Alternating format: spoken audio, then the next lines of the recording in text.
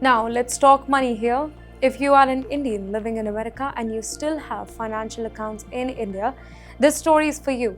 Because the IRS may care about money that is sitting thousands of kilometers away, your Indian saving account, your NRE account, your NRO account, fixed deposit, certain investment account, foreign financial asset, these do not automatically disappear from the US tax system simply because they are in India. According to the reports, US persons with qualifying foreign financial accounts may have to file an FBAR or FinCEN Form 114 when the aggregate maximum value of their financial account crosses the relevant threshold. And the keyword is aggregate, not one account, all relevant accounts together. Well, suppose you have several accounts. One has $4,000, another has $3,000, then there is $5,000. If we see individually, they may not look very huge, but together they cross the threshold. And that is why people need to look at their entire foreign financial picture. And yes, then there is FATCA. FBAR and FATCA, they are not the same thing. They are two separate reporting systems. One does not automatically replace the other one. And that is a very common misunderstanding, by the way. And then comes the part that makes people nervous. Penalties. The US tax system can impose serious penalties for failure to comply with foreign account reporting rule, particularly when authorities determine that conduct is willful. That is why the whole report, it strongly emphasizes record keeping, bank statements, investment statements, in fact, foreign income record, exchange rate calculation and documentation. Why? Because when it comes to foreign asset, the question that is not only how much money do you have, it is also can you explain where it came from, what it earned, and whether you reported it correctly or not. Yes, there is an important point here. Many Indians become US tax resident after spending years in America. They may continue thinking of their Indian accounts as India money, but tax residency, it can create reporting obligations that follow the individual, not the bank account. And that is why NRIs need to understand their US tax status rather than assume that an account in India is automatically outside the US system.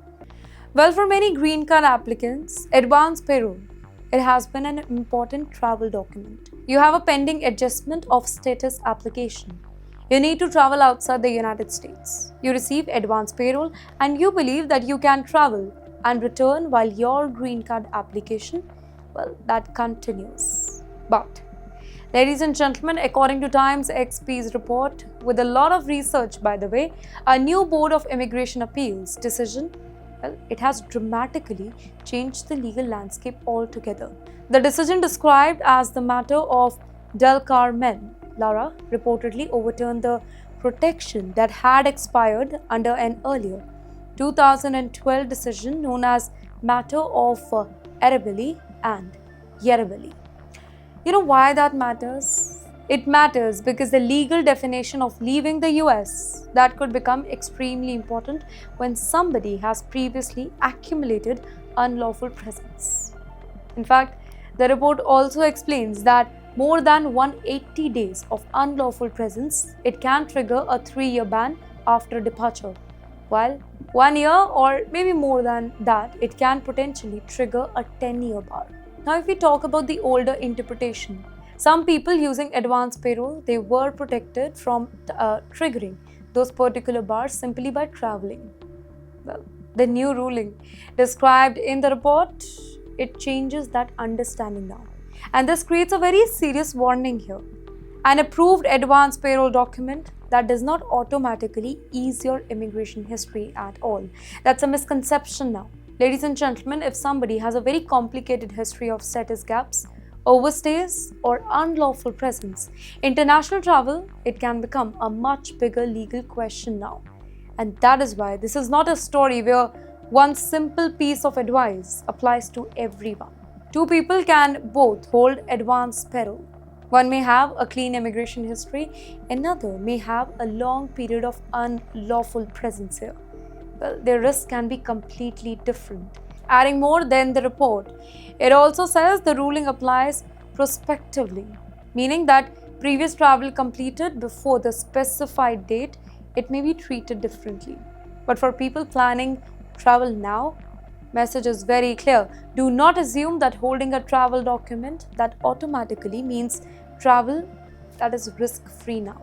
Well, immigration law is extremely fact-specific.